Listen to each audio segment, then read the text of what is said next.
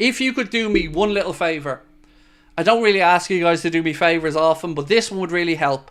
The podcast. Go into your podcast app, download the Anfield Agenda podcast, and give it a listen and let me know what you think. It is completely free, of course. You can search on Acast, Spotify, Apple Podcasts, whatever platform you get your podcasts on. So there should be two options on the table with Trent at the moment. Option one, of course, is get him to sign that new deal. And option number two is, if you don't sign that new deal, he has to be sold this summer. It can't even be a debate. We can't allow Trent to go for free. It's madness. Whatever about Virgil and Mo, as we said, their ages come into consideration.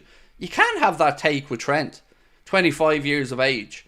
You can't be letting him just run down his contract over the course of the season on the off chance that he might decide he wants to stay with Liverpool. If he's even considering it, that's bad enough to let you know that he's not committed. And I don't take any pleasure in saying that. But if this piece from Miguel Delaney is correct, and Miguel Delaney is not a sensationalist journalist by any stretch of the imagination, I would put him in the upper echelons of journalism, and I rate Miguel very highly. But if what Miguel has said is true, and let me just read it out to you, Trent Alexander-Arnold is currently thinking about seeing how Liverpool perform for a year, but a move to Real Madrid is becoming increasingly tempting, with the defender having forged a strong friendship with Jude Bellingham. Now, in what world is anybody at the club, if this is true, and again, Miguel would not be a sensationalist journalist, how is this acceptable to anybody? Sign a new deal or sell. There isn't hang around for a year and see how the club gets on. That's not commitment. Remember, this is supposed to be the boy that we all said wouldn't leave the club, that lives for the football club, that bleeds red, that grew up at Anfield. Now all of a sudden he wants to see how we get on for a year. So, as I've said all along, the view that we have of these players as fans, that we idolise them, we put them on a pedestal, that's understandable. I'll never correct anybody or I'll never shout down anybody for having that belief in the players. But life doesn't work that way. This is a business. This is their careers.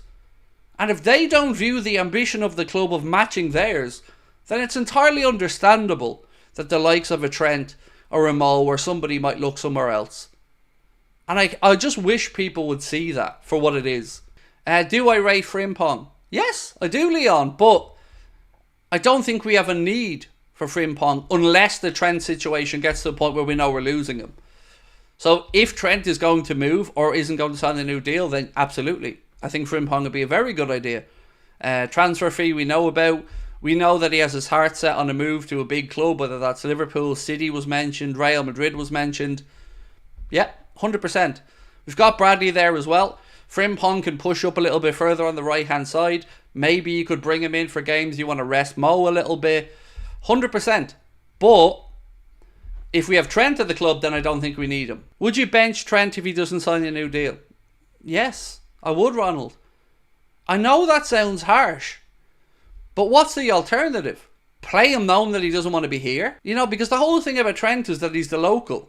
He's the future captain. He's the kid that understands it more than everybody else. He spoke about winning trophies at Liverpool meaning more than they did at Manchester City. If he has his heart set or is even tempted to move to Real Madrid, then we have to make sure that we call his bluff on it and say, look, you don't get to sit around for the next year and decide whether we're good enough for you or not. If you want to go to Real Madrid, then it's this summer. And it's this summer so Liverpool can recoup a fee. How are you going to let him go for free?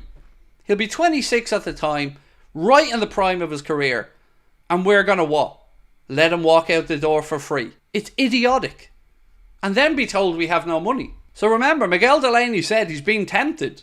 And look, I get it. And I've warned about this. I warned all the way through that we all have this idealistic version of Trent as the local boy who would never dare look away. But I did say to you guys, he's won everything at the club. He doesn't have the FOMO. He doesn't have the, well, God, if only I look back at my career and I won a league title with Liverpool. He's done it. And it isn't any club we're talking about that's coming in for him. It's Real Madrid. The club that have just signed up the best talent in Europe. Mbappe, Bellingham, Vinny, Rodrigo, Tchouaméni, Valverde, Camavinga, Courtois. And on and on and on. So of course, when you're away on England duty and Jude's in your ear and he's a good mate of yours anyway, and he's telling you how great life is and how he's so happy with the decision he made, it's natural that Trent's going to feel that way. And also, the club didn't exactly look like that they were breaking their balls to try and get him to sign a new deal, did they? The club were all like briefing journalists, everything's cool, we're all calm about these contract situations. And then this happens. Like I warned, like I said to people, it's okay looking at things with optimistic eyes, but the world doesn't work that way. I was optimistic until I seen Trent to Madrid, said Harry Klein. I warned all through the Euros about Trent and Madrid. And I know that people again think I'm a doom monger, but I did say, how do you let this happen? I warned 6 months ago. I don't like the I told you so stuff, but these owners are what they are.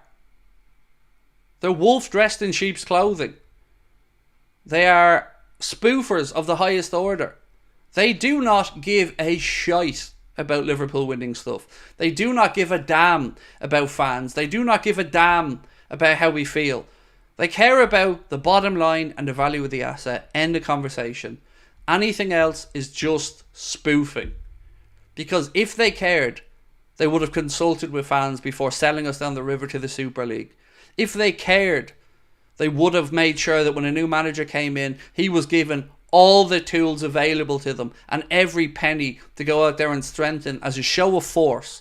They say, we finished third last year in the Premier League. That's not good enough. Third place is not good enough for Liverpool Football Club. Liverpool Football Club exists to win. We know this as owners and we're going to try and put that right. But they don't do that. They hide away and cower over in Boston, showing up once or twice a season. BLA said, hi mate, would you accept Gay, Ederson, Frimpong and Rodrigo with Trent going in the other way? What baffles me is that no Scouser and Klopp isn't having a word with Trent about his legacy at Liverpool. Look mate, what you mean Rodrigo, I think you've spelled it wrong. I think you mean the Rodrigo from Real Madrid. There's a Y in it. I was getting excited there thinking you think we can get Rodri. Yeah, of course. But here's the thing about the Trent situation. Real Madrid know that they'll get him for a knockdown price. Or for free.